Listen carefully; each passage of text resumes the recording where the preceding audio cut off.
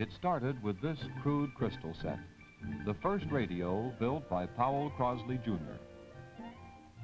The next step was a transmitter which identified its static-covered voice as 8CR. And then one day, on March 22nd, 1922, the small voice became known to listening pioneers as WLW.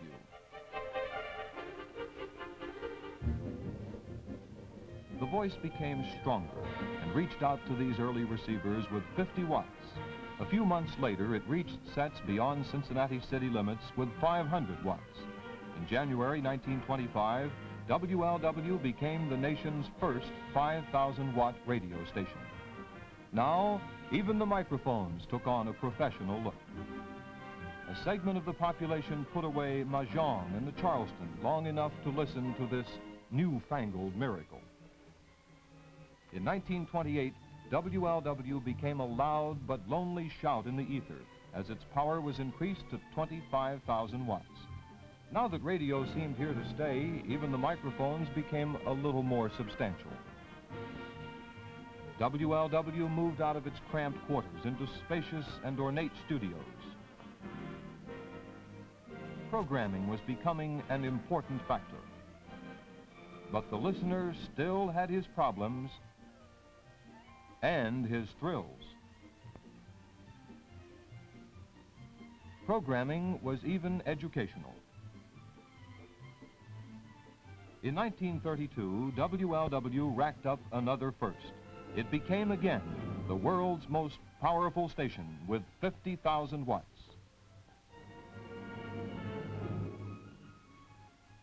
From 1934 to 1939, WLW was the only commercial radio station in the world to operate experimentally on 500,000 watts. WLW became the birthplace of stars like the DeVores, the Ink Spots, the Mills Brothers, Doris Day, Red Skelton, Fats Waller, the Clooneys, Jane Froman, and many others.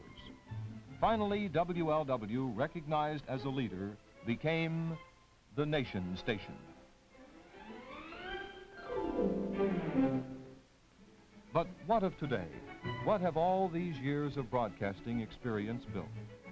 What are the nation stations today? What is their place in radio and television? Let's consider the three elements that make a radio or television station a potent medium. First, consider coverage, the mechanical or engineering factor. How much of the United States will the station signal cover? Where is its voice heard and its picture seen? Second, consider listenership. This is a matter of people, of human habit, of audience loyalty. How many people see your picture? How many people hear your voice? Next, consider the X factor. Its sales power based on integrity and measured by the listener's attitude toward your station. The quality that moves the advertiser's merchandise from the warehouse and retailer's shelf to the home. It can be called authority. Let's look at the Crosley Broadcasting Corporation and its 5 stations in light of all 3 factors. In addition to WLW and WLWT in Cincinnati, Crosley owns and operates WLWC in Columbus, Ohio, WLWD in Dayton, Ohio, and WLWA in Atlanta, Georgia. These stations are staffed with the finest engineering talent in the broadcast industry. WLW's physical layout is unequaled by any independent broadcasting station in America. The transmitters of WLW and the Voice of America, operated for the government by Crosley, represent the greatest single concentration of radio power in the United States. On the 675 acres of ground are over 1,000 poles and towers capable of handling 1,825,000 watts. This is more power than the nighttime power of all the 874 stations of 2 national networks combined. One example of Crosley's creative engineering is the Rockwell cathinode modulation system.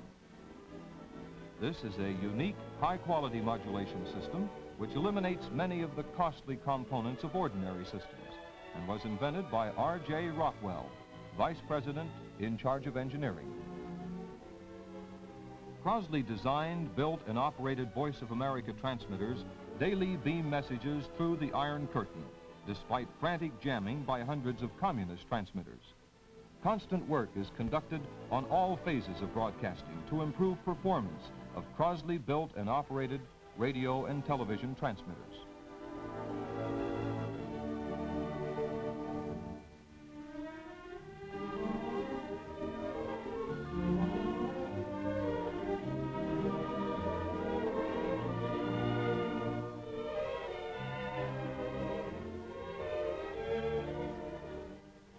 A powerful signal such as WLW's means the coverage of a great geographical area, the potential of reaching millions of radio receivers.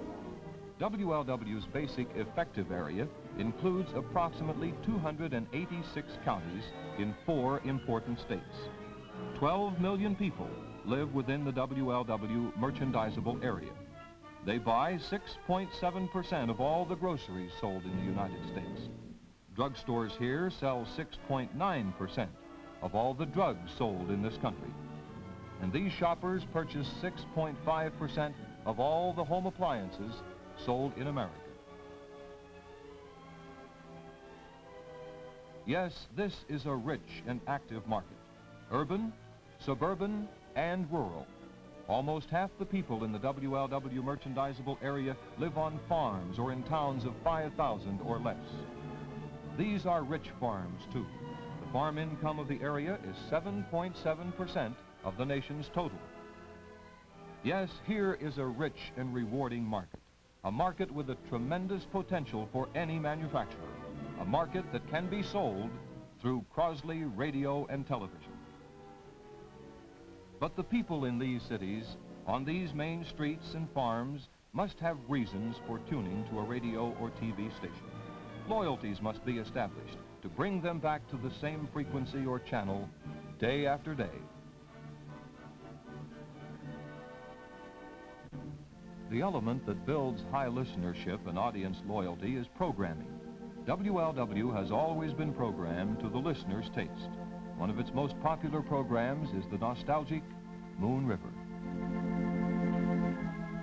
Moon River, a lazy stream of dreams, where vain desires forget themselves in the loveliness of sleep.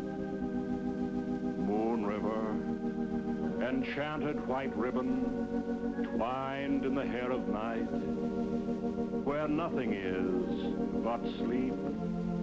Dream on, sleep on, care will not seek for thee. Float on, drift on, Moon River, to the sea.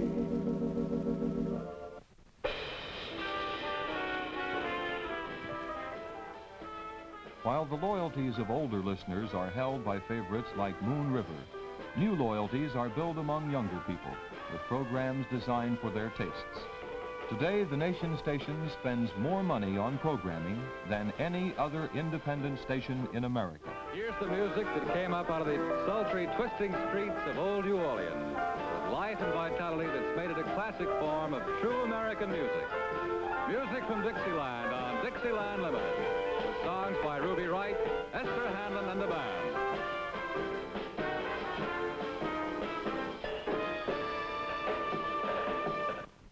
And here's Ruby Wright to sing the Basin Street Blues.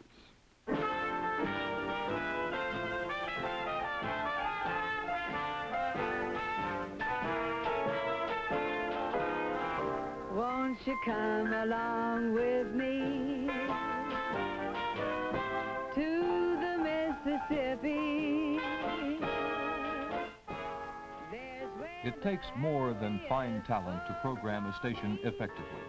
It takes the skills of many people never seen on a camera or heard on a mic.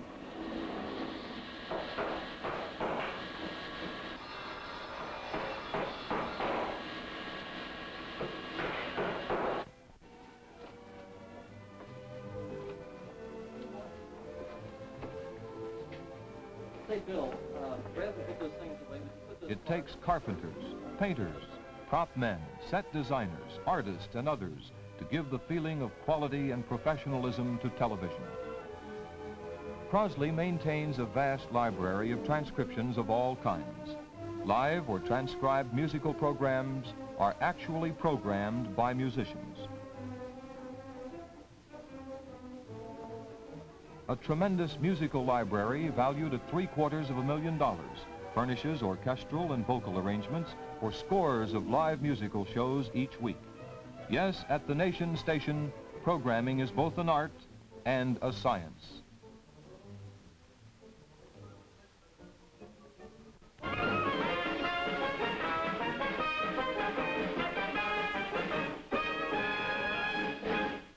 That was Joe Luger and his ragtime band, and if you were in the studio, you'd see that that's so today. And what's the name of that thing, Joe? Playfellow. Same to you. Throughout the morning. The Playfellow March, you mean, huh? That's right. Quite a fellow, Joe Luger, and his orchestra here, an extra Pretty a night. girl between here and the Rio Grande. No, it's a guy. Joe is J-O-E, Joe Luger in the orchestra. See, a swell fella, Harvard 39, Yale nothing. Now let's get on with the Midwestern Hayride. Each listener can find the type of entertainment he enjoys on Crosley stations. One of the oldest programs on television has proved its popularity to such an extent that it is a featured NBC TV program. It's the Midwestern Hayride. Now here's the driver of your Midwestern Hayride, you, Jerry!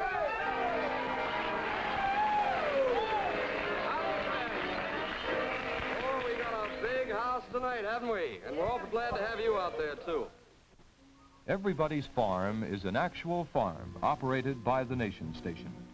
Farm programs which originate on this farm have an authenticity seldom achieved. Farming is a serious business here at Everybody's Farm. Farmers and farm dealers are brought together at the farm for entertainment and for some mighty fine eating.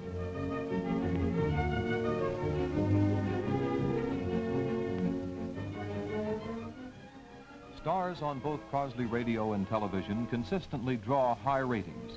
Their easy informality and varied talents attract maximum audiences day after day.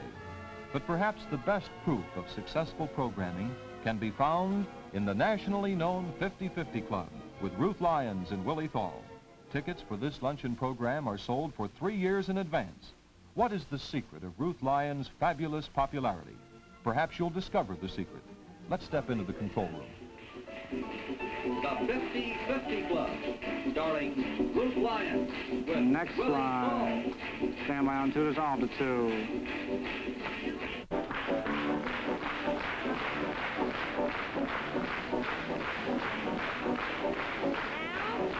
It's fun to get together, fun to get together, fun to get together every day at 12 o'clock. No matter what the weather, it's fun to get together. We're all birds of a feather, together we will flock. It's fun to get together, fun to get together, it's fun to get together every day at 12 o'clock. Woo!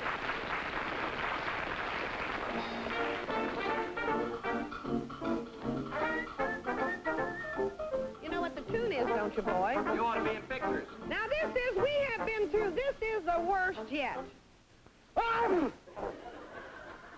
You still got that? Excuse me.